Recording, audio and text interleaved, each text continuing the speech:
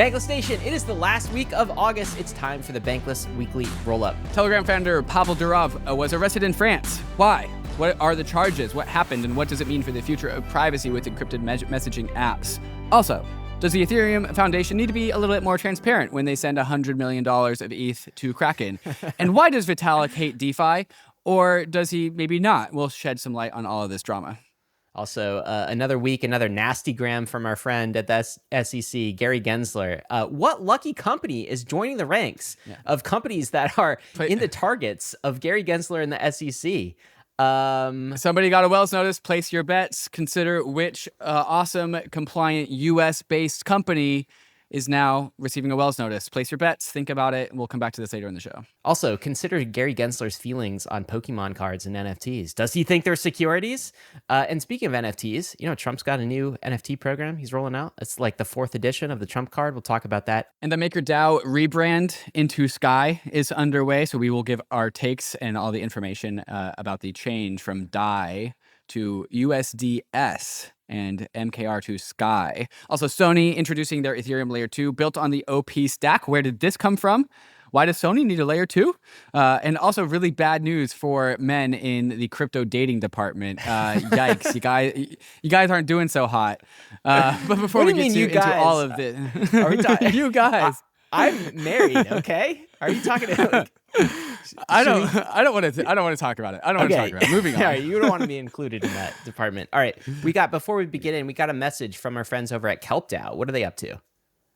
Yeah, KELP DAO is introducing Gain, a brand new product to maximize your rewards. If you're in the business of points farming, yield farming across all of these different apps, maybe just let KELP do that for you with their new product, Gain. You can deposit ETH, RSETH, or other LSTs. You get access to rewards from multiple different Layer 2 networks, other restaking platforms, DeFi opportunities with a single click. Maybe you're in the trenches and you would like to be a little bit less in the trenches. Gain from KELP can do that for you. There is a link in the show notes so you can get started. It's all non-custodial, so you have full control over your assets. You can withdraw at any time. All right, shall we get into prices, Ryan? Heck yeah. So Bitcoin price in the week, what are we looking at? Bitcoin price, $60,700, up 0.5%. So call that flat. Currently at 61,000 at the end of the week. ETH price, start of the week, 2,600, down 1% to 2,590. Also lost $10. Flat. Call it whatever. So call flat. It whatever. Pancake flat. And on the ETF inflows or outflows, we are actually on inflows as of yesterday. So for the first day in 2 weeks, you're celebrating 1 day of inflows, net inflows. 1 day of Ethereum? it. We are on a 1 day streak. Okay. Could be also 2 at the end of today. Could be 2. The day recording on Thursday. So yesterday, the 28th, we had $5.9 million of net inflows, 8.4 million into BlackRock, 3.8 million out of Grayscale. Fidelity got 1.3, and everyone else is basically still. I mean, there's no way to sugarcoat this. Streak. No way to sugarcoat this. The ETH inflows haven't been great. ETH ETF inflows have not been great yet. So we're still at negative. Still turn it around. I'm still holding that hope. It's still early. It's under a month. So early. It's still under a month. Did you check out Bitcoin this week too? It had some pretty red days, like the 28th and the 27th. Oh, this wow. week. Bitcoin is at a 0-day streak. Yeah. Well, okay. So for the last 4 days, the 23rd, 250 in, 26, 200 in, 27, 127 out, the 28th, 105 million out. Yeah. So some rough days. Maybe those diamond hand institutional buyers aren't so diamond hand, David. They're getting. Yeah, it turns out it's just it turns out all of the ETF buyers are just us in our retirement accounts. It turns out that's just our money. Well, thanks to KRAKEN for those charts. Obviously, we use KRAKEN Pro and the KRAKEN Exchange for all of our crypto trading, don't we? And thanks to KRAKEN for sponsoring Bankless for as long as they have. Let's turn it to Layer 2s for a quick update. Base is absolutely running away with Layer 2s from this metric, which is monthly active user addresses. So this blue line is Base, and it is just climbing. It's the only one that's going up. Yeah, hockey stick growth. What are some of the stats here? Let me see. So 13.4 monthly million active addresses, up 20% month over month, up 1,300% year over year. That's 13.4 million monthly active is compared to Arbitrum's 3.5, Linnea's 1.3, and Optimism's 1. There was a question of how much of this is like Sybil. So Travis Kling asked in this chart, isn't this skewed by Sybil farming, industrial grade, Sybil farming, airdrop farming? What if I told you 10 entities controlled more than half the wallets? And Token That Terminal has replies. been the entire paradigm of all address-based metrics. Sure. We've always, it's all been like that since I've ever gotten into crypto. We've known this. Yes. And also, the data that we just quoted is from Token Terminal that tries to screen some of that noise out. So the reply here is I did not know that they did that. Yeah. Good old Token Terminal. They're building behind the scenes. The above chart takes into account unique fee-paying addresses. It does not consider whether those addresses are controlled by one or many IRL entities. So they do unique fee-paying addresses, but like I guess they don't always know. But they do say, please share a list of the 10 entities, and we'll disclose them. So if they find out, they're calling Travis out, so he's like, oh, so you know those 10 addresses? Send them our way. That's what they're doing. That's monthly user addresses, which is one metric. Another though is total value locked, and here Arbitrum still reigns supreme. They are crushing it. Gargantuan. $15 billion in Arbitrum, followed by Base's 6, followed by Optimism's 5.5, followed by Blast 1.5. Yeah. So another metric to look at, of course. Where's our friends? Five. Over at Mantle? There are 5 layer 2s with $1 billion. Mantle's the next one at $1.1 billion. All right, let's talk about trad markets for a second. Jerome Powell is signaling that rate cuts are all but inevitable. This is kind of what we expected, but he made a speech this week, and he noted a few things: that inflation has dropped from a peak of 9.1% in mid-2022. Do you remember it was at 9.1%? That was crazy. To 2.9% last month, and both are edging closer to the 2% target, of course. And he adds this: we will do everything we can to support a strong labor market. So notice that, the strong labor market. I think that indicates that they're shifting their focus from inflation to jobs reports and jobs numbers, the labor market. He also said this is a direct quote: with an appropriate dialing back of policy restraint, there is good reason to think that the economy will go back to 2% inflation while maintaining a strong labor market. He's basically saying, I'm going to dial things back. Inflation's going to be fine, and also jobs will be fine. So that's next. That's going to happen in September. It's all but inevitable. I think a lot of macro folks are saying inflation is no longer the thing that you should be looking at with respect to Fed policy decisions. Everyone's trying to prognosticate and try to predict what Powell and the Fed are going to do next.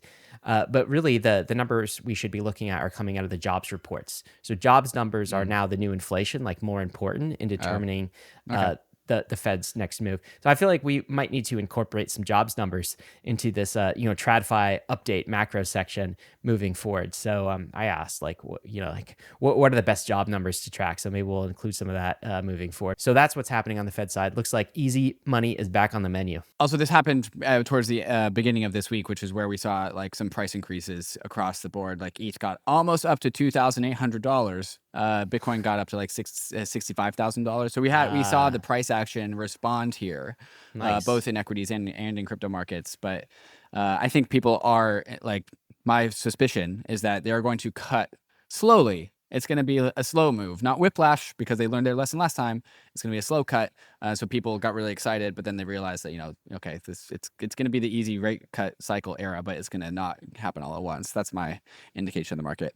Anyways, more into the crypto side of markets. Stablecoin supply is almost at all-time high. It almost grew a whole 1% over the past week to $169 billion, almost there. USDT Tether has grown 28% this last year, from $91.5 billion to $117 billion. USDC grew 44% this last year, from 23.8 to 34.4. Stablecoin supply, to me, paints the floor for fundamentals and valuation for all our other crypto assets. As this number goes up in price, to me, the floor price of crypto assets also goes up in price. So just really strong growth out of stablecoins. Yeah, it's good for DeFi. David, you want to hear a fun fact? Always. So, okay, Warren Buffett, he just, he's been selling his stocks and stacking, dollars, basically. He sold more B of A stock, Bank of America stock yesterday. He has now he has about 2 stablecoin market caps worth of cash sitting on the Warren Buffett balance sheet. That is not a fun fact. That's not a fun fact. Almost $300 billion Warren Buffett has. And I thought you were going to tell me he had just started buying stable coins for some reason. I was like, that imagine is a fun fact. He could convert all of that to stable coins and and tokenized treasuries and Biddle Fund. He could corner the stablecoin market. Okay, here's what an actual fun fact is. Okay. PayPal's PYUSD hit $1 billion in market cap. Congratulations to PayPal's PYUSD. Well done. What if people don't know what PYUSD is? That's a stablecoin, right? From PayPal? Yeah, PayPal stablecoin. It has doubled its supply since June. Monthly active wallet addresses of PYUSD was at 25,000 in July. And that has been up from 9,400 May. So getting some traction, actually mostly on Solana.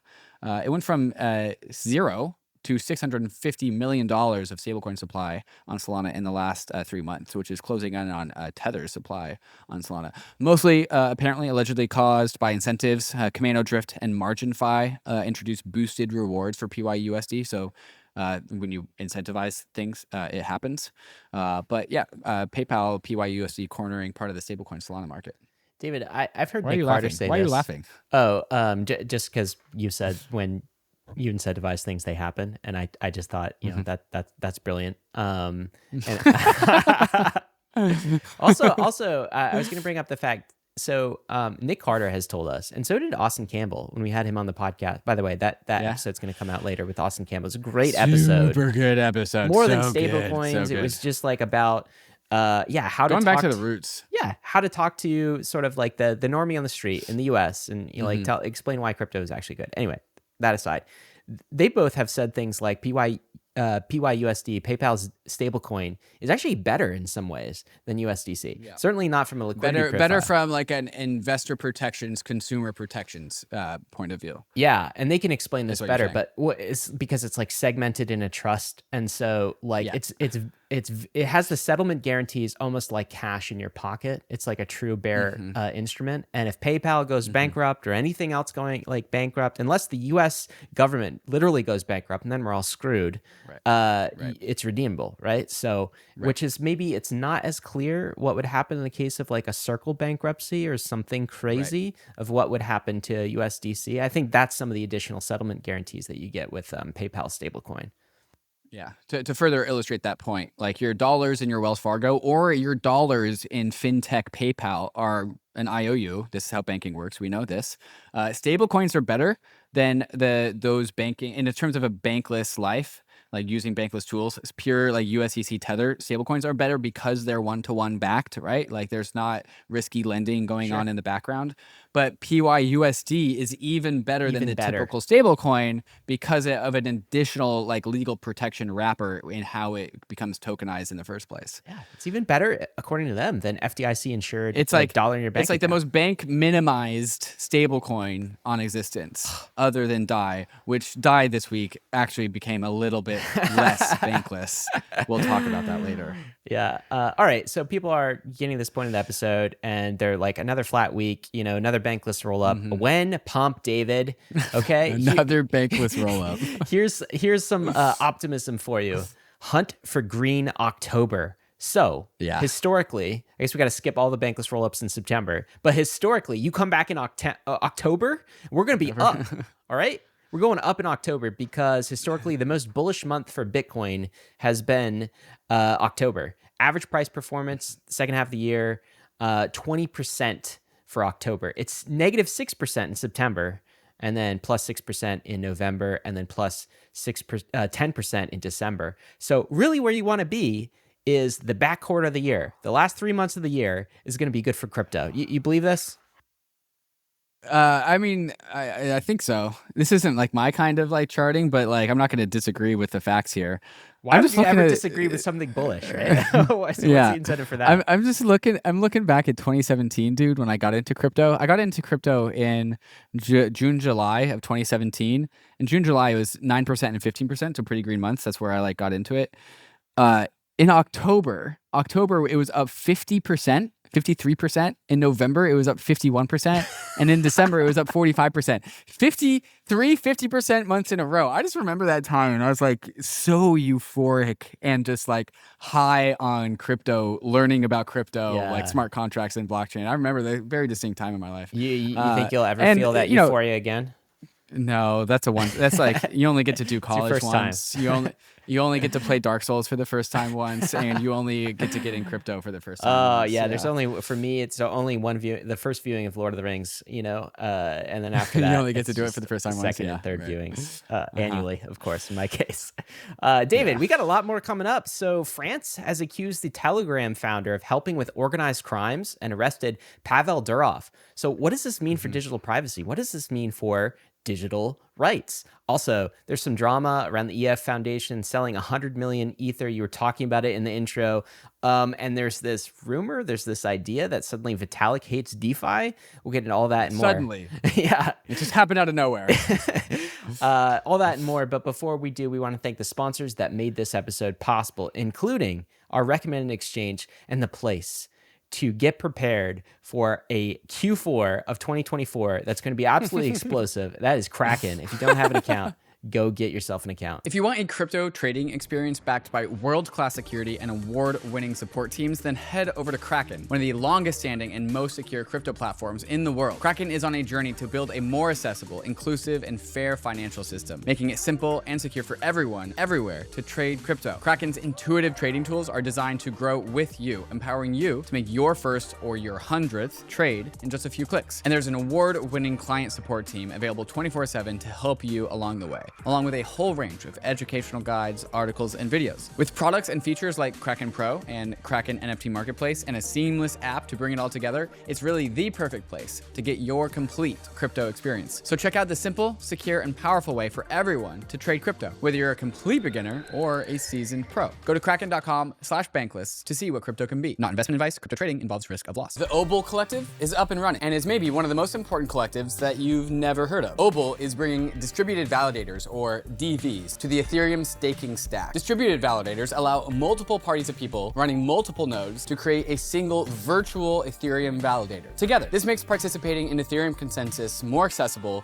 more affordable, and more inclusive. It is a strict improvement to the Ethereum staking tech stack. With collaboration from Lido, EtherFi, EigenLayer, and 50 other entities, and thousands of individuals, the OBOL Collective is working to scale and decentralize Ethereum using DVs. And now you can get involved. Introducing the OBOL Contributions Program. Visit obol.org/bankless to stake on DVs, either through a partner staking protocol or at home. Earn access to future governance and ownership in OBOL while contributing to retroactive funding for projects that are actively decentralizing Ethereum. This is your opportunity to secure inclusion in one of the most important projects working to scale Ethereum's foundation for future growth. Visit obol.org/bankless to get started. That's obol.org/bankless. The Uniswap extension is here. The self-custody wallet, created by the most trusted team in DeFi, Uniswap Labs, designed to make swapping feel effortless. This extension lives in your browser's sidebar, letting you swap, sign transactions, and send or receive crypto without ever losing your place on the internet. Plus, with human-readable transaction messages, you'll always know exactly what you're signing. Navigate a multi-chain world effortlessly with support for 11 chains like Ethereum Mainnet, Base, Arbitrum, and Optimism. No more chain switching or token importing. All your assets are right where you need them to be. The Uniswap extension is designed to level up your swapping experience with other Uniswap Labs products as well. Easily onboard to the extension using the Uniswap mobile wallet to begin managing your assets across platforms and take advantage of smooth, seamless synergies with the Uniswap web app.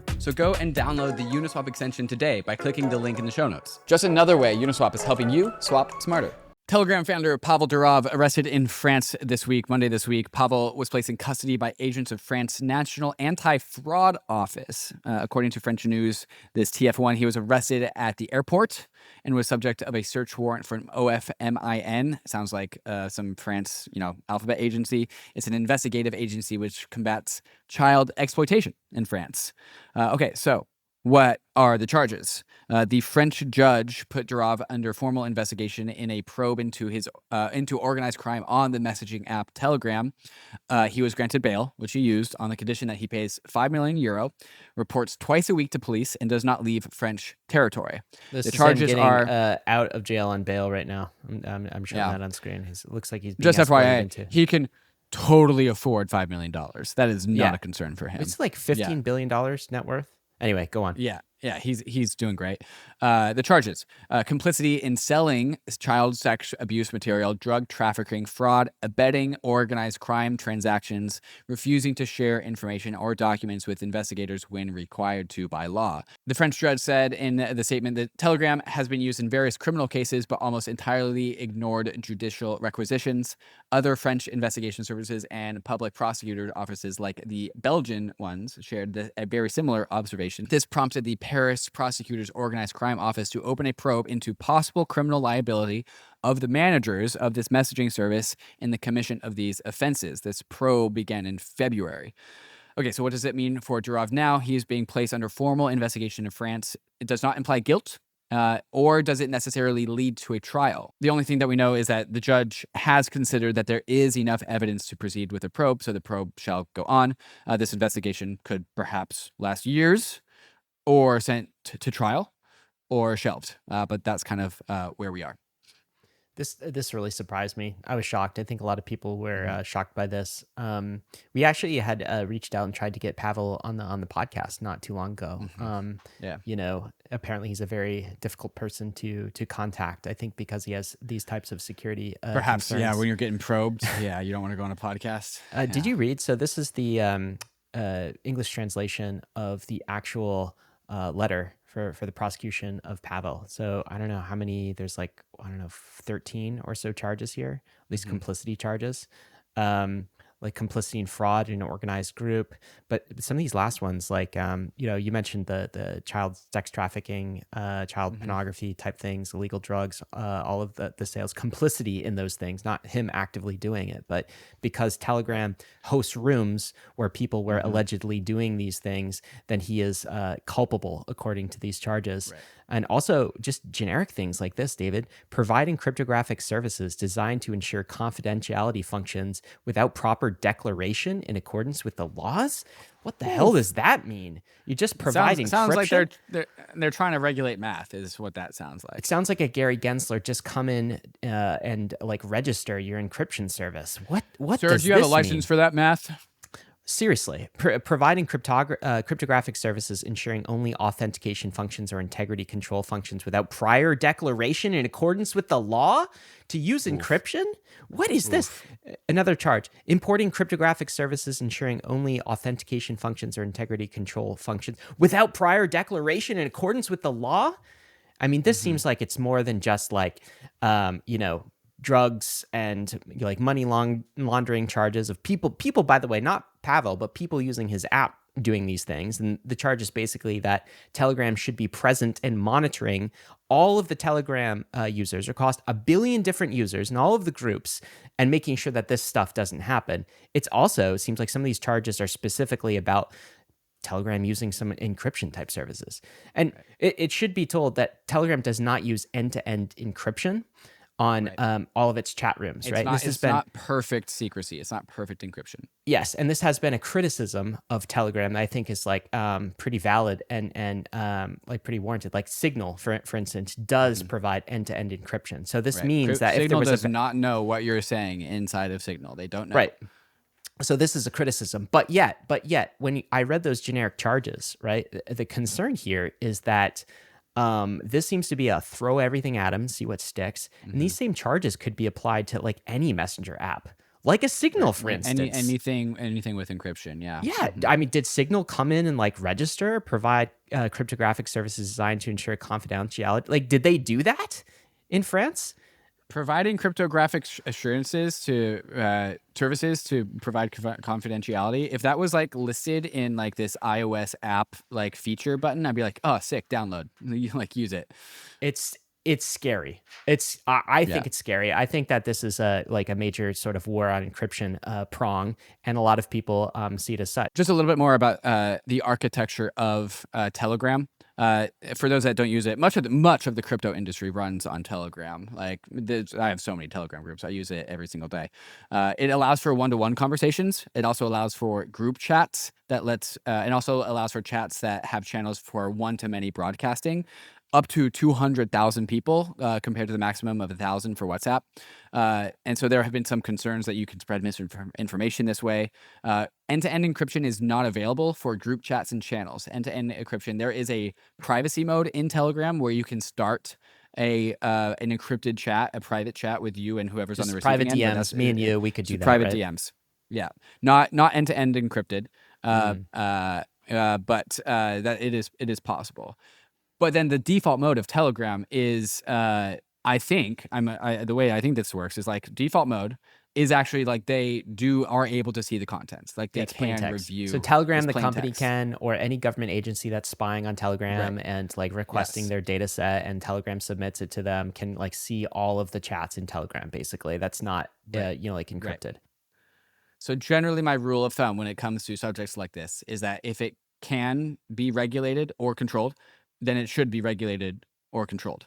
And this is what differs from Signal in my mind, where Signal has built a structure where they literally cannot see what is going on there on the inside of the conversation. And so in my mind, Signal and Signal founders are not at beholden to like the activity of the people using their tech platform. If you as a organization can see conversations and like see like image files being sent around and then like it's child porn, like that's to me that's a different story. How do you feel about that take? Okay, so I think part of that take is reasonable and part of it's not. All right, so here's the part that's not reasonable from my perspective is like, okay, so the answer is just they yoink the guy and just like go directly to jail and here's all of these charges. Oh, yeah. Like that's a piece. Yeah, like no, I'm not agreeing with that at all. And now they're also saying like he hasn't been cooperative and all of these things. So it's just like, I don't know, maybe this is the last escalation. So you could kind of defend that. But also look at the charges, David. Look, some of these are just insane. Some of these charges could be directly applicable to what you just said, which is the use case of Signal. And also there's sort of the broader context of this. If you like, step back and look at like the components of a free society, right? We need some sort of chat function between citizens that allows us to share information.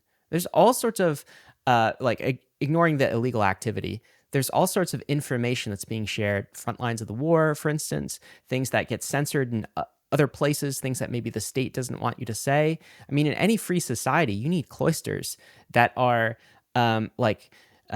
hidden from the eyes of the government. Like, I think that's an important function. And so, I don't know, if not Telegram, then where? I mean, a billion, basically, the inverse of this. Basically, the government saying, no, Pavel should have had a watcher, spies, inside of every private Telegram group inside of its app, reporting illegal activity to us.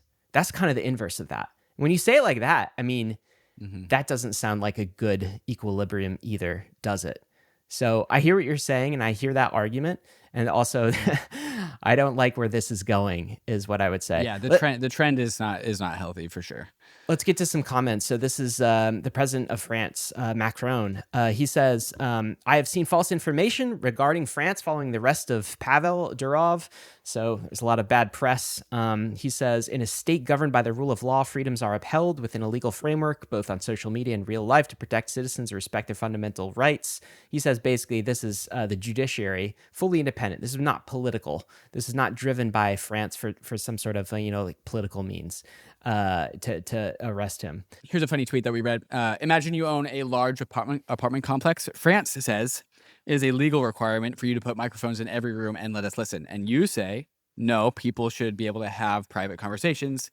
And then you become arrested. That is the digital equivalent to what just happened to Pavel Durov.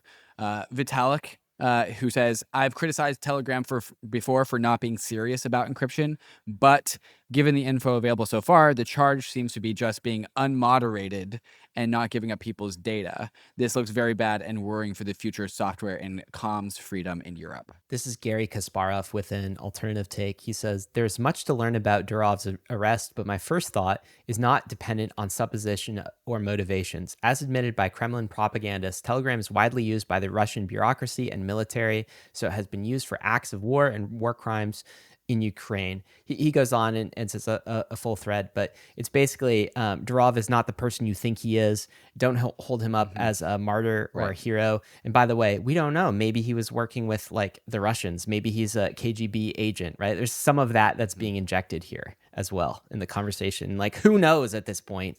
An interesting tweet from Noel Atchison says, "This is not about Telegram censorship. It's worse. It's about privacy. Durov's arrest is the latest and perhaps most blatant example to date of the role of layers in narrative misdirection." And she makes a couple points here. Authorities want to suppress certain channels and contributors, but reports suggest that the investigation was focused on the lack of moderators. This suggests that the issue is not about censorship, but responsibility. And also, second, authorities insist on having access to chats of political activists and military groups so that their intentions can be known ahead of time and their actions diverted. What's more, it's starting to feel blatant. The authorities don't seem bothered by how this looks. They're counting on the majority not caring as much as long as they feel safe. So kind of calling out the French like leadership, saying like, this is bullshit. You guys are doing this for your own political like motives. Yeah, and before, by the way, we throw France under the bus, there was also speculation that some of this could be motivated by the U.S. The U.S. basically saying, "Hey, go do this." Like, who knows what goes on behind closed doors? But the broader point here is like sometimes when you hear moderation, right, that can just be state speak for censorship, and it's like some of these things are like used one and the same. Telegram has a blockchain. They have a layer 1 blockchain called Ton. Yeah. What was the Telegram chain's reaction to this? What happened? So the Ton community rallied, of course. There is a Ton Society Twitter account, which is like, call it the Telegram blockchain community. We've updated the Ton coin's logo and profile picture across the Ton community channels to the global symbol of the digital resistance, the resistance dog. Why a dog? In 2011, Pavel Durov was ordered to eradicate the posts of liberal thinkers and dissidents at his previous company, which was a social media platform in Russia. I can't pronounce the name. It's basically the Facebook of Russia. In response to this, Pavel posted a picture of his dog, refusing to silence anyone on his platform. The Ton Society announced an open letter mini app. They issued an open letter to French authorities requesting the immediate release of Pavel Durov. Anyone can sign it on the Telegram app. It has accrued 1.48 million signatures so far. So that's kind of cool when you have the distribution to do that.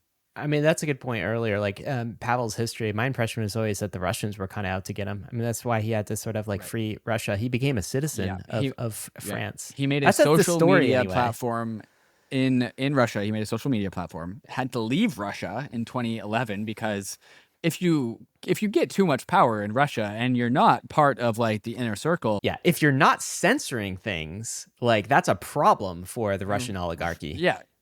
Like to capture power in Russia, you need to have that like approved by the oligarchs. And so I think he was like more or less an outsider, not kind of playing by these rules. And so he had to leave. He now is based in Dubai. Part of the story was that he was traveling to France with this like model that was like, babe, let's go to France. Posting location kind of thing. I saw this. Well, that's the conspiracy was that she was posting like, pictures of them and it had all the geolocation data. And so like she was just like allowing him to be traced all around France. He was arrested at the airport. So like they were going to get him there anyways. But yeah, the joke is like he just fell in love with his like model who was like, babe, let's go to France. And then he gets arrested in France. And there's also conspiracies wrapped in the conspiracy. Like maybe he intended to get arrested for some reason. Oh, like we have not heard of those. Oh, you've not heard that? Okay. Like you got to go deeper, David. There's always a level deeper. So we don't know yet, but we do know back to the Ton community and the Ton chain. Unfortunately, the Ton network stopped producing blocks a couple of times. Probably Went down. Completely unrelated. I'm pretty sure this is completely unrelated. Yeah, this was maybe it was related in a way.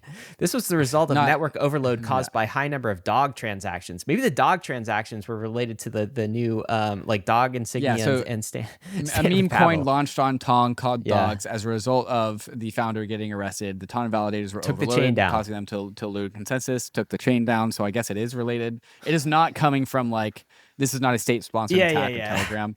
This is just how do we even know that? Brand new blockchain with like not perfect consensus. Are you sure about that? Doesn't have much Lindy. We could go deeper in the conspiracy. God, I'm the conspiracy one. I lead us down the holes. You don't lead me down the conspiracy holes. I lead you down the conspiracy holes. I think Macron like decided to launch this meme coin at just this time to take down the Ton network, stop it producing blocks.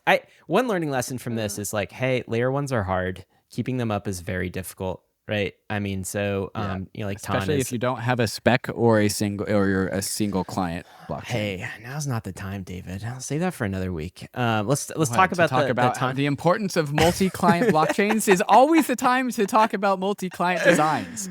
Well, it is always okay to talk about that. Ton price is down as well on the week as you'd expect. I mean, like not a massive cut. I mean, we're back to 25%. Yeah, okay. I mean, that's just like one. It's one bad day. Worse. You know? I've seen worse. What's one bad day? We're back to April. That's where we're back to from a price perspective. I think something that's related to this is the question of like who's next. So I tweeted this out when it was on my mind. Arresting Pavel is just a step or two removed from arresting Elon Musk or Mark Zuckerberg or Sam Altman or Vitalik Buterin. I said a step or two removed before you think I'm going to hyperbole because there are still some steps that need to be completed there. But we're getting closer. We're getting into that vicinity. And so you can Elon on X is like blatantly pro right, pro MAGA, pro Trump, anti Kamala, anti Democrats, and then like something like this happens, and I'm like, that makes sense. Well, look at the charges, right? So like you could say, I'm sure there's somebody in some dark corner of Twitter, and it probably wouldn't take long to find, that is doing like quote unquote illegal stuff, right? Maybe sharing like images they shouldn't, maybe doing like drug deals. There's sure there are plenty of porn on Twitter. Right? Okay, but like there could be stuff that Elon's not monitoring, right? And if it just takes this, I mean, you have Balaji made this point. He's like, Emmanuel Macron has a, like population of France of what, I don't know, population of France, we could look this up. I'm going to say 70 million people, something like this. Does he know what's going on in the dark corners of like Paris streets? Is he monitoring that? Right. Or is there illegal activity going on? It's kind of like a network state thing of, is it unreasonable to expect the monitoring, the continuous monitoring of every single chat, every single tweet that's going on inside the platform? I think that's a question for like that all open societies need to go like think about and consider. Anyway, related but unrelated to this, maybe Mark Zuckerberg sent a zinger to the Biden-Harris administration. Oh my God, this was so good. Okay, so did you read this letter? This is read the letter. Jim Jordan, the chairman. Why don't you summarize this for us? This is from Mark Zuckerberg. Yeah, so he was reflecting on some decisions that he made in 2020 and 2021 about Facebook and the pandemic and COVID, like well into the pandemic after it had started to become very politicized. He said, in 2021, senior officials from the Biden administration, including the White House, repeatedly pressured our teams for months to censor certain COVID-19 content, including humor and satire, and expressed a lot of frustration with our teams when we didn't agree. Ultimately, it was our decision whether or not to take content down, and we own our decisions, including COVID-19 related changes we made to our enforcement in the wake of the pressure. I believe the government pressure was wrong, and I regret that we were not more outspoken about it. Wow. I also think that we made some choices that, with the benefit of hindsight and new information, we wouldn't make today. Like I said to our teams at the time, I strongly feel that we should not compromise our content standards due to pressure from any administration in either direction. We are ready to push back if something like this ever happens again. Wow. And then he also cited, in a separate situation, the FBI warned us about a potential Russian disinformation operation about the Biden family in the lead up to the 2020 elections. That fall, when we saw a New York Post story reporting on corruption allegations involving then Democratic presidential nominee Joe Biden's family, we sent that story to fact checkers for review and temporarily demoted it while waiting for a reply. It has since been made clear that the reporting was not Russian disinformation. And in retrospect, we should not have demoted the story. We've changed our policies and processes to make sure that this doesn't happen again. For instance, we are no longer temporarily demoting things in the United States while we wait for fact checkers. Wow. I mean, this is hard, right? Yikes. It's basically like that word that you used earlier, like misinformation, right? That's another like state speak type word, which is For like sure. if they don't like something, it could be misinformation, basically. Right. Yeah. And so when you start having the nation state and White House officials telling social media companies what should be censored or like demoted and like and what shouldn't be. I mean, that's a Yikes, bro. Yikes, bro. And it's one thing for the United States to have that happen inside of the United States, because I believe in our court system eventually to slowly come to like agreement with truth and the Constitution. But I have no such assurances for like France. I don't have any assurances that France will do that. This is also a shot across the bow, I think, for Mark Zuckerberg, where he's basically I think this is, I'm done with. Yeah, I'm done with you guys. I don't want to. I'm done with the Democratic Party. Maybe Mm-hmm. this is what you could interpret this to believe. Like, I'm not willing to play ball anymore. So like, come at me, bro. Right. Yeah. Maybe he's saying that as well as part and of this. now he wears a chain and has like sick jujitsu skills. So you believe it. So you want to believe it. Look, this is the fight that's going on. It's a big one. It's an important one in the digital rights sphere. We've got our own Pavel that's happening right now in the United States. This is a court case we've talked about on Bankless for a while, and I just wanted to bring, both David and I wanted to bring your attention to it. This is Roman Storm. So you recall, Tornado Cash developer was arrested out of his home last year by the FBI for deploying open source privacy code Tornado Cash. Lots of people in the crypto ecosystem used to protect their cryptocurrency transactions and to make them private. Of course, some bad actors also use this tool. As with any tool, it can be used by the good guys and it can be used by the bad guys. This is fundamental to encryption. If encryption is an open source technology that's available to everyone, good people will use it and to protect themselves, and also bad people will use it. That seems obvious. Anyway, you've heard us mention his court case. That's coming up. It's on December. I put the tweet wrong. It's December the 2nd. And That's going to come real soon. It's going to come real fast. Real soon. And unfortunately, I just learned this week because I knew there was ongoing fundraising for Roman Storm's case. He's basically, it's out of money. He's $2 million short. It costs a lot of money. There's a full budget attached to this. Right. Costs a lot of money to get the S-tier legal team to protect him. Okay? Like, we're talking millions of dollars, and he's $2 million short. He's raised like $500K. He still needs $2 million in order to get the S-tier legal team on this.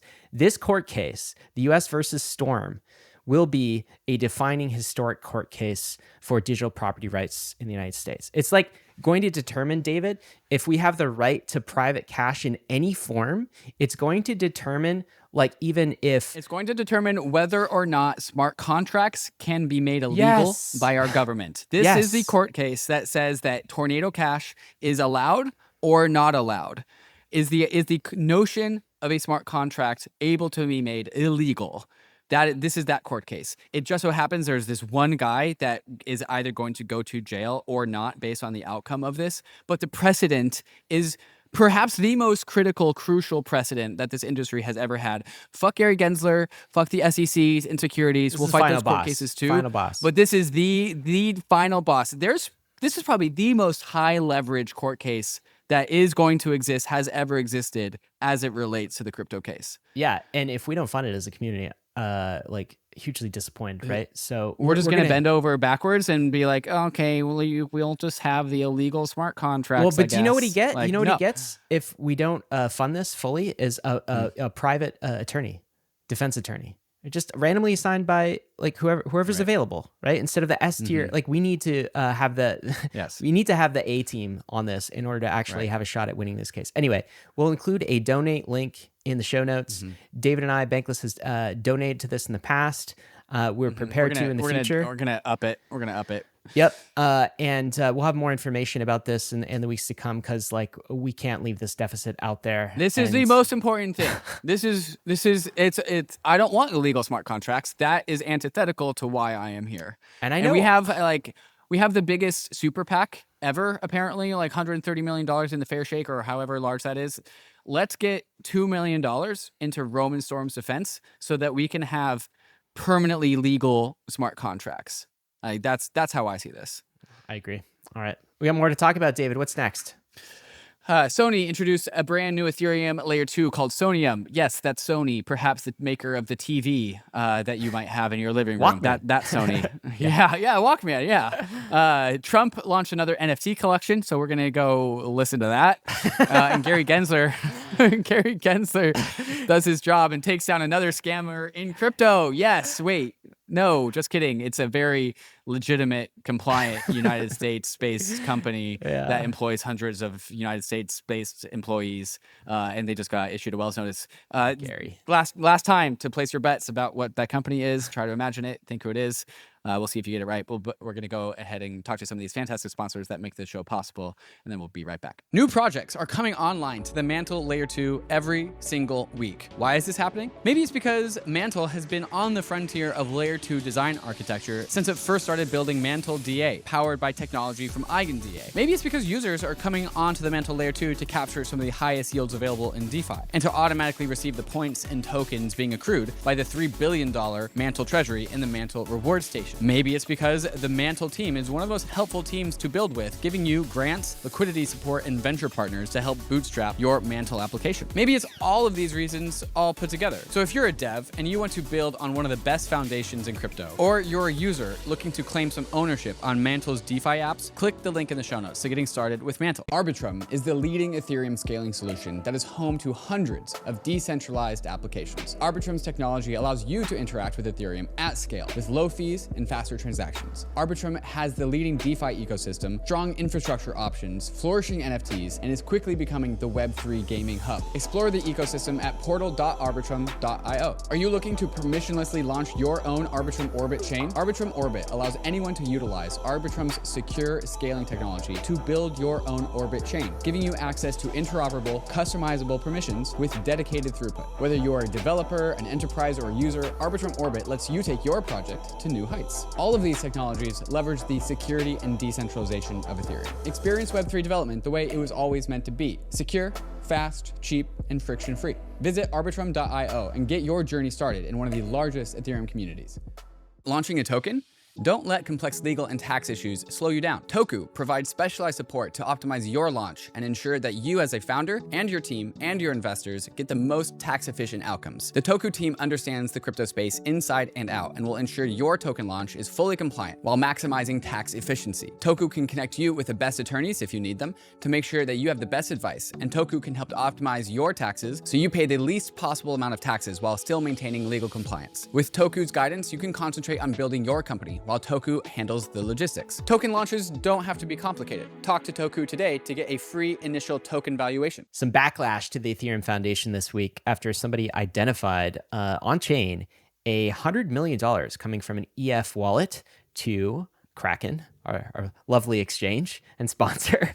And people were like, is the EF about to dump 100 million ETH on us? Like, is that about to happen? Like, what's going on? Where are they getting this like money? What's it going to? All of these things. So what's the story? What were the concerns here? So this, first off, is a semi-regular activity. The Ethereum Foundation has Ether all the way back from Genesis. They fund things, and they semi-regularly send Ether to KRAKEN, and then they sell Ether, not all at once. They sell it, on an as-needed basis, so they can distribute funds to a bunch of different things that they have like committed to funding. And we're going to go through like what those things are in a second. But this happens every now and then. But sometimes they batch send it all, right? It doesn't mean necessarily, it's according to what they said, like, that 100 million is being the market last sold. time.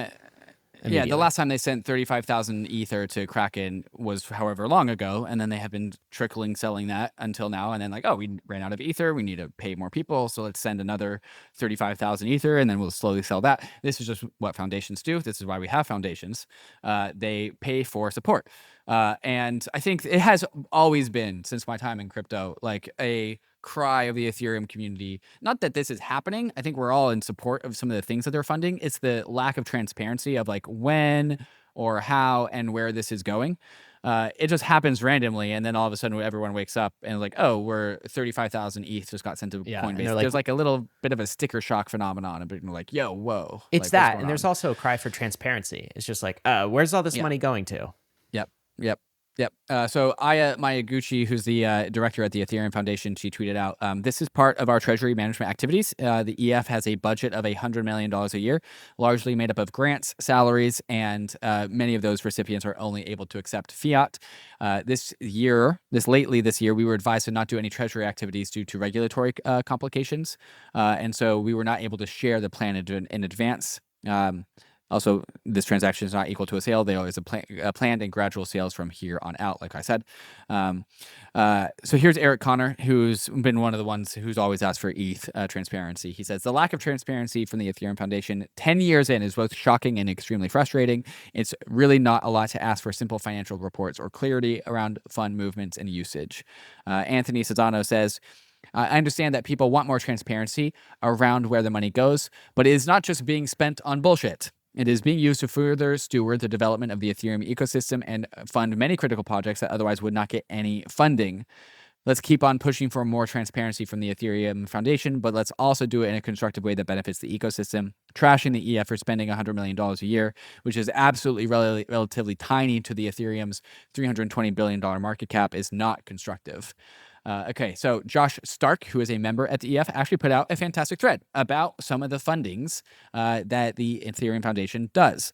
And so he says in 2023, out of the total cost of 2023, Layer 1 research and development was 25% of the total cost. This includes grants to external client teams, which is 62% of that 25%, and internal Ethereum Foundation researchers' salaries, that's 38% of that 25%.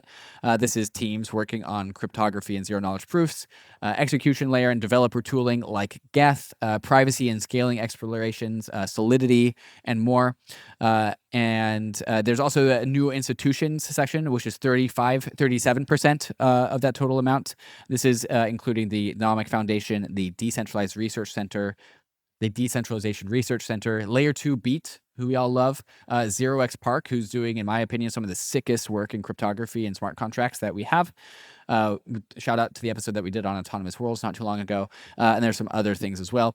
Layer 2 research and development, applied zero knowledge cryptography, community development, developer platform, internal operations. And so that's all of it. There is a link in the show notes if you would like to get some of this report. And then he said that also there's going to be another report that comes out for at the end of November to update all of this.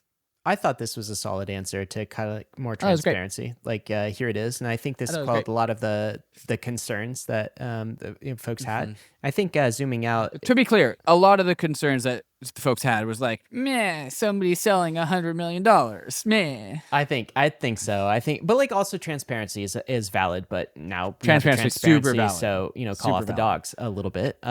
This is a wider scope take on the Ethereum Foundation. So the EF holds 845 million in ETH, which sounds like a lot, but realize that represents only 0.25%. So 1/4% of the total ETH supply. Now I see that amount. I'm like kind of worried about the sustainability. If they're spending $100 million a year, I'm a little more worried on the other side of it. 8 years left. This is just a tiny sliver of ETH supply as compared to like other foundations and other ecosystems. Right. I mean, like we're not comparing all the details of like the Solana Foundation, the Tezos Foundation, the Near Foundation, all these things which have a much chunkier percentage of supply. I don't know. My take is the EF could improve some transparency, but like does a pretty reasonable job in this whole ecosystem. I mean, they funded things like Uniswap, David, in the very early days from grants, which wouldn't have been possible with a $10,000 grant. Like, come on. Anyway, so that's the part of the market. People are a little bit mad, and that's not the only thing that people got mad about this week. There was also talk of Vitalik not liking DeFi, kind of a chant of Vitalik hates DeFi. Where did this come from? I was having trouble like actually finding the source of why this became what was like patient zero or tweet zero of this. I think maybe it was Kane Warwick mentioning on Steady Lads, which is a podcast from Jordy Alexander and company, that says that Vitalik discourages and doesn't like DeFi, and that doesn't really support it. Yeah. Doesn't support DeFi. And then Kane's position, because DeFi is such a critical component of blockchains, which I agree with, the number one thing to come out of a blockchain is primarily DeFi. I also agree with the most used. And so his position is that like if you don't support DeFi, then you're actually like against DeFi. And Vitalik has in the past like been critical of like. And the way I read these tweets or statements is that he is, in his personal opinion, he is personally critical of some of these structures of DeFi that we have seen. very similar to like his "But do we deserve it?" tweet about ICOs in 2017, which was like, "What the hell is going on Ethereum? These ICOs aren't doing anything." And he's like similarly saying that like the loans from Maker, Aave, Synthetics aren't like real loans. They're capitalized collateral based loans to help people speculate and gamble. These are not helping like low income like developing countries gain access to capital, and therefore it's only part of this like circular economy, and he's not interested in it. He used the word To me, I've Ouroboros. always Ouroboros, which Ouroboros, triggered which people. I also have an Ouroboros ring that I liked because I Snake love eating the its concept tail? of Ouroboros. Yeah. And snake eating its tail, yeah. And whenever Vitalik has said this, I've always read this as this is his personal interests. Many people were ascribing this as like the stance of the EF as a whole, and maybe there's no like way to parse Vitalik away from the EF. Maybe that's fair.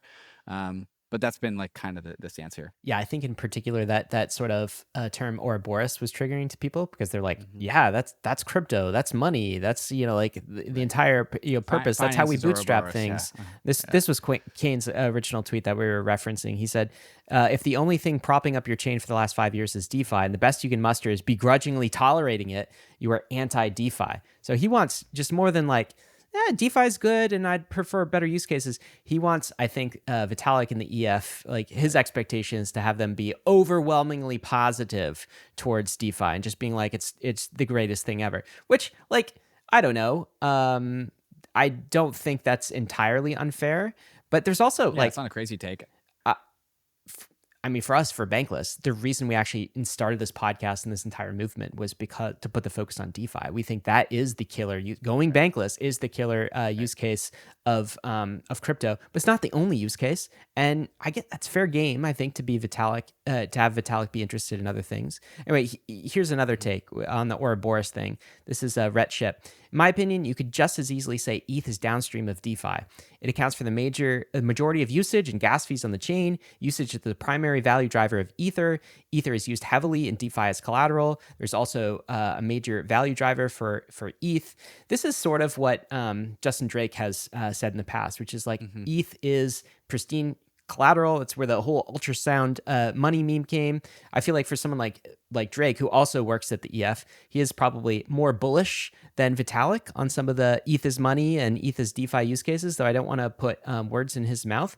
Anyway, this Rhett is making the point that if you remove DeFi from ETH, its value would be 80% less. I also think that's true. Hayden's take is Vitalik is driven by his interests and values. Personally, I think DeFi is the most important and impactful area of crypto by far. I am not in the least bit upset that he wants to see use cases beyond DeFi, where he asks where the yields come from. It's not his job to pump your bags. DC Investor, he also said, Vitalik and many core devs will literally never talk about ETH as a store of value or as a meaningful programmable money. This has been true since the inception, and I think is tied to public comments on DeFi, yet it is super obvious that ETH must be a desirable store of value in order for Ethereum to operate securely and proof of stake, to which Vitalik responded, if I did not believe in ETH as a store of value, I would not hold 90% of my net worth in it, which makes, I think, both you and me, Ryan, more bullish on Ether as a portion of our bags than Vitalik. But that statement from Vitalik makes me also very happy because I think DC Investors had a long history, as long as you and I have, in Ethereum and crypto. And he's kind of ETH right. is money camp? Yeah, the ETH is money camp, right? And I remember, David, it was like 4 years ago when Ether, like 2019, maybe 2020, 2019, when Ethereum was still kind of finding itself and everyone was saying Ether had no value. It was just a stupid gas token. It was like worthless. And there was this growing chant in the Ethereum community. No, Ether is a monetary unit. Yeah. ETH is money, right? And I remember you at a conference in Israel. I don't even remember what the conference was, but you were actually Ethereal from Consensus. Yeah, you actually, this is recorded somewhere in the Internet Archives, probably. You asked Vitalik, you were like, hey, is ETH money? And his answer, this is the kind of the first indication, right? His answer was, if the Ethereum community wants it to be money, then it is money, right? And then I heard that, I was like, great, therefore it is. So that's been like a history of what he said about this. Yeah. I don't think he started Ethereum to create Ether as a monetary asset. But like I think he also recognizes its role. So this is why I was so pleased to hear this, why I retweeted it, is this is the clearest I've ever heard him say Ether is a store of value asset. And by the way, his bag's back his belief here, which is 90% of his net worth is in Ether right now. I like this tweet. Yeah. Also, I think the broader conversation here is what is the role of the foundation and Vitalik and their relationship with the application layer? Because to me, Ethereum has always been trying to build in this kind of like intellectually pure, true north direction, regardless of what happens on the application layer.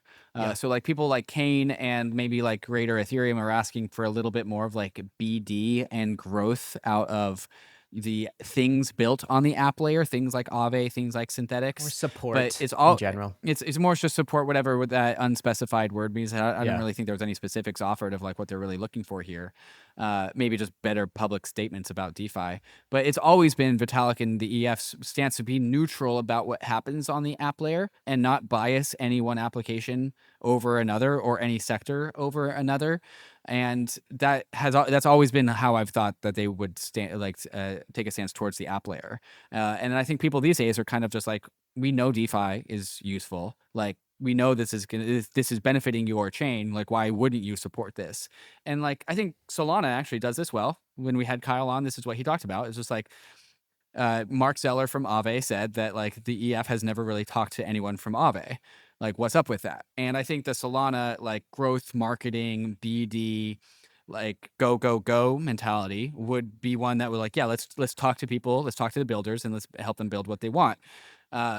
And I think that's valuable because that's not what Ethereum is doing. But I prefer what Ethereum is doing, which is building the most credibly neutral, open censorship resistance protocol possible, because that's how you get as massive scalability and social support as possible. Like what if we started benefiting app layer behavior at the wrong time? Like what if we started incentivizing like the ICO mania when that was happening? Like that would be wrong.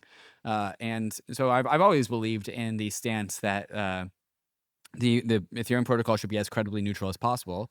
And it's also not like all of these like projects, Synthetics, MakerDAO, Aave, have like insanely valuable market caps with VC investors. Like they have support. They have support. I mean, my take on this is Ethereum's awesome. Vitalik's done a fantastic job. The EF has done a great job as well. Everyone is saying these things because we're kind of in a mood. You know, Ethereum's in kind of like ETH price is low, specifically on the ratios, and there's kind of a vibe session going on. And so we're all kind of like at each other, particularly on social media. So some of this to me is noise. By the way, Bankless faced some of this week as well for that Kyle Samani episode that you mentioned. But you know, like I guess spread some of the angst around to the EF and Vitalik. David. This is so funny. We were talking about the hate of the community on like Vitalik and the EF, and I think you put out a tweet that was like, usually it's directed at Bankless. Yeah. And then three days later, we released the Kyle episode, and then it was like it was directed as Bankless. Yeah. Anyway, all right, we got some more stuff to talk about. This is cool. Sony has a layer 2 now. Sony is deploying a layer 2, and it's gone to testnet. So when PS5 on Ethereum, David, is that what's going on? What is this? Okay, this Soneium, a public layer 2 that aims to connect Web3 with everyday internet services. And so this is backed by Sony, the Sony Block Solutions Lab, that's the company, along with this like merger acqui-hire of this Astar network, which is built with the Polygon CDK on Polkadot. I don't know where that came from. But apparently, like this Astar network is going to roll into Soneium, which is going to be built on the OP stack, and eventually will join the superchain. And phase 2, there's 2 phases here. Phase 1, onboard crypto people, normal layer 2 stuff. But then phase 2 is onboard Sony products, such as Sony Bank, Sony Music, Sony Pictures, and so on. Quote, we would like to integrate Web3 and blockchain technology into Sony's product. And in 3 years, we would like to onboard not only Sony, but also all enterprises and general apps on top of it. Interesting. I don't think this is just another layer 2. Just trying to split the current user base into another chain, but I think they have.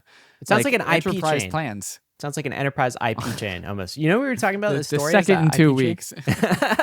Did you see that right after Story released an IP restaking protocol on Story got announced? No. So you can restake your IP. That's that actually came ridiculous. Out like yesterday. I can't wait to that's not restake our in the agenda. podcast. Restake our. Okay. Sky. This is the MakerDAO rebrand. So this has always been a part of the MakerDAO endgame. The rebrand is finally here. The rebrand is called Sky, at Sky Ecosystem on Twitter. Sky, the best and easiest place to get rewarded for savings without giving up control. And so DAI and MKR is now turning into USDS and Sky. So Sky is now USDS. This is happening on September 18th.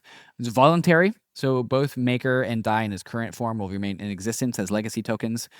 This is where the stock split of MKR is getting, one MKR is getting split into 24,000 Sky tokens. So MKR is going to go from like $2,000 to like 10 cents or something, if I did my math right. I probably didn't. And then MakerDAO sub-DAOs like the Spark protocol will become Sky Stars. So independent decentralized projects will connect to the Sky ecosystem. Each Sky Star sub-DAO will have its own governance token, manages treasury governance community. One of them is Spark, like I said.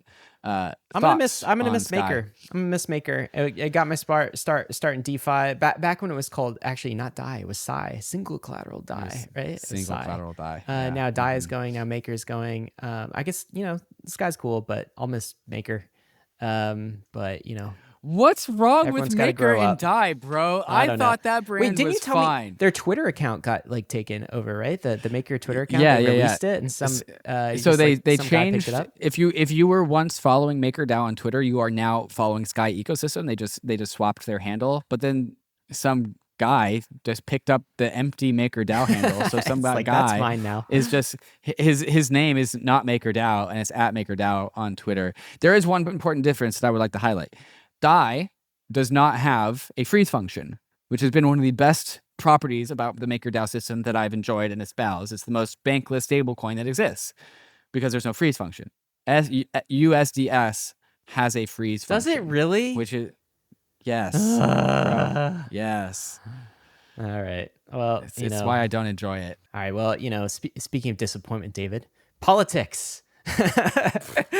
Trump and Harris have agreed to debate on ABC News. So they got the date. It's September 10th. That's going to happen. My question to you is, what do you think the probability that crypto comes up? Either 0. in the form of a question or Trump somehow injects it. It's like 0. 0%? I asked this on Twitter. Less than 5%. I asked this on Twitter. Same question on Twitter. Again, my followers, crypto natives. My followers say 46% yes versus 53%. Basically 50-50. Yeah. Yeah, I voted no on that poll. I'm voting yes on this poll. I think it's gonna. I think Trump's didn't gonna we already bring it do up. this? Yeah, the Biden debate, and I lost that one. Remember? Yeah, but so did you did. Biden also lost that debate in a big way, and so I'm hoping to be right on this. If there's a poly market spun up, David, maybe I'll bet against you. Also in political news, RFK Jr. You guys know this. It was national media news here. He suspended his presidential campaign and endorsed Trump. Of course, RFK Jr., we had him on Bankless. Very pro-crypto candidate. Maybe even more pro-crypto than Trump. I think he was more... Yeah, he was more pro-crypto first. Yeah. And I think it came from a deeper place in his heart. Yeah, a deeper place in his heart. If that makes sense. So I was kind of wondering, I mean, this is sort of in exchange for becoming probably like a cabinet member in Trump's administration, were he to get elected, like what cabinet, would he be a crypto czar? Would he be pro-crypto? I think he's really gunning for health and human services. Yeah, something health, position. Yeah. But it would still be a good thing, obviously, to have another pro-crypto member of the executive branch if Trump gains power. And speaking of Trump, David, you want to? You're gonna make us watch this? Should we watch this? I don't know how much of it I can watch, but let's play a little bit of it. Is your favorite president, Donald J. Trump, with some very exciting news. By popular demand, I'm doing a new series of Trump digital trading cards. You all know what they are. We've had a lot of fun with them. It's called the America First Collection. 50 all-new stunning digital trading cards. It's really something. These cards show me dancing and even me holding some Bitcoins. Here's the best part. I'm doing great things for my Trump digital card collectors. First, there's the real physical Trump cards. Purchase 15 or more of my Trump digital trading cards and we'll mail you a beautiful physical trading card. It's really I think quite something. Each physical trading card has an authentic piece of my suit that I wore for the presidential debate, and people are calling it the knockout suit. I don't know about that, but that's what they're calling it. All right, so David, people calling it the knockout suit. This is Trump's latest release of the Trump NFTs. That's what's happening. So that was real. That was not AI generated. That is Trump talking about his 4th NFT collection here.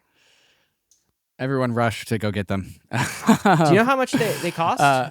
He says that $99. But if you spend, he's adding some utility to his NFTs. Yeah, $99 for one card. Yes, wow. But let me tell you, if you spend $25,000 in the cards, you get utility. You get Trump utility. You get access to Trump sneakers, Trump cocktail dinner, Trump National Golf Course in Jupiter, Florida, with Trump.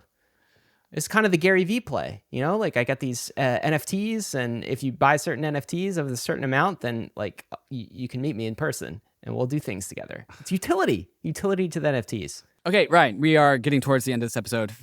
Every listener who has placed their bets about which United States company, not everyone. Okay. Not everyone. Like what, 20, 30, 40,000 people listen to these things? Not everyone is on Twitter. Like right. At least half of them. Tell us. Maybe less than half of them. What's Gary doing? Okay, sorry. Okay, so which United States domiciled crypto company that's extremely compliant and legitimate has received a Wells notice from the SEC? You have your last 5 seconds to think about this. It is OpenSea. Okay, so Devin Finzer, the CEO of OpenSea, has tweeted out OpenSea has received a Wells notice from the SEC threatening to sue us because they believe NFTs are on our platform are securities. Yeah. We are shocked the SEC would make such a sweeping move against creators and artists, but we're ready to stand up and fight. Cryptocurrencies have long been in the crosshairs of the SECs, and companies like Coinbase, Uniswap, Robinhood app, KRAKEN, and Consensus, wow, that list keeps on growing longer, has been fighting against the SEC's single-track approach of regulation by enforcement. So, well done, OpenSea. Congratulations on joining the ranks of some of the best and most legitimate companies, United States companies in crypto. Honestly, you guys deserve to be there for some reason. You've done well. You've done well. You're really making an impact, and you can tell because you got a nasty gram about Gary Gensler trying to sue you. Let's remember what NFTs are: art, collectibles, video games, Trump cards, domain names, event tickets. All of these are NFTs. Dude, Trump is selling illegal securities. Well.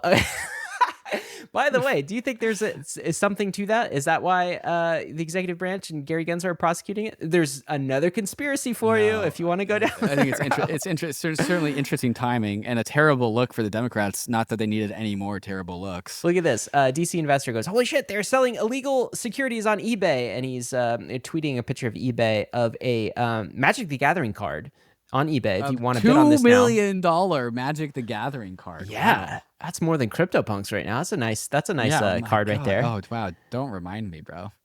You remember when Richie Torres asked Gary Gensler whether he's like, what happens if I take a Pokemon card? Is that a security? And then he's like, what if I tokenize that Pokemon card? He asked Gary Gensler this. Is that a security? Yeah. And Gary was like, facts and circumstances. We don't know how we test, blah, blah, blah. I guess he does think that Pokemon cards, when tokenized, suddenly become securities. This is what this means. Jake Kuravinsky, the SEC has fully lost the plot. The idea that a financial markets regulator established in the 1930s would have jurisdiction over digital art defies common sense. And also the SEC's actual authority to do this. Hayden Adams saying what you said, David, which is like, hey, OpenSea, welcome to the fight. You're one of us now.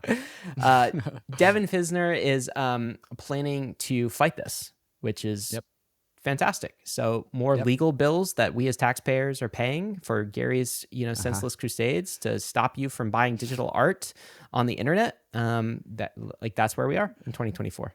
All right, one Bankless Ventures raise on the week. Chainbound raised $4.6 million in a seed round with participation from us over at Bankless Ventures. What is Chainbound? They are working on software to issue pre-confirmations from staking pools. This is staking pools like Lido, Rocket Pool, anything else, led by Cyberfund, who's the kind of the Lido adjacent venture capital firm. The idea of this is like you can issue pre-confirmations for layer 2s to have faster settlement times to the layer 1. Also very beneficial for base rollups. The big vision here is to allow proposers to do sequencing.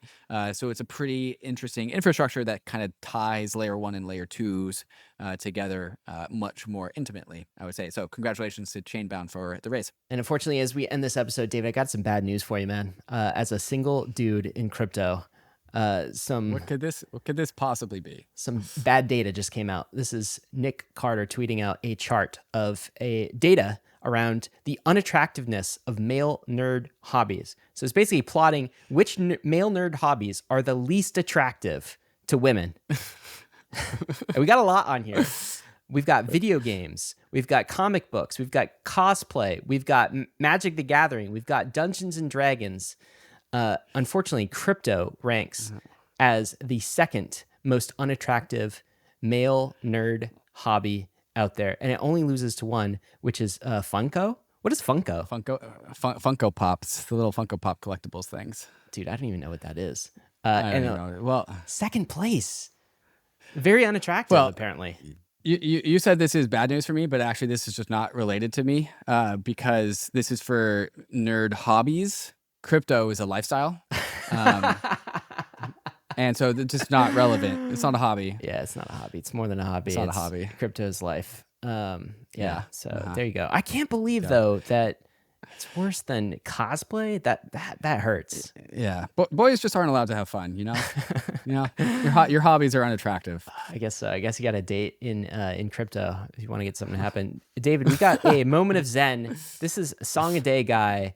Song a Day man. Yeah, Song a Day man. You have some context here because you did an episode while I was out with him. He has a lawsuit against the SEC right now too, right? What's the lawsuit highly about? related to the SEC's Wells Notice versus OpenSea.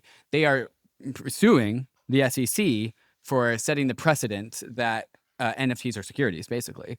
Song a Day Man releases an NFT every single day of his songs that you could buy it. And because of the Stoner Cats legal case where Mila Kunis and Ashton Kutcher released their Stoner Cats thing, they had to settle with the SEC. That precedent determines that artistic, creations in the form of an NFT are therefore securities. So he's suing Gary Gensler and he's suing the SEC to break down that precedent. And so, of course, since the SEC is now going after the NFT marketplace OpenSea, he makes a song about it.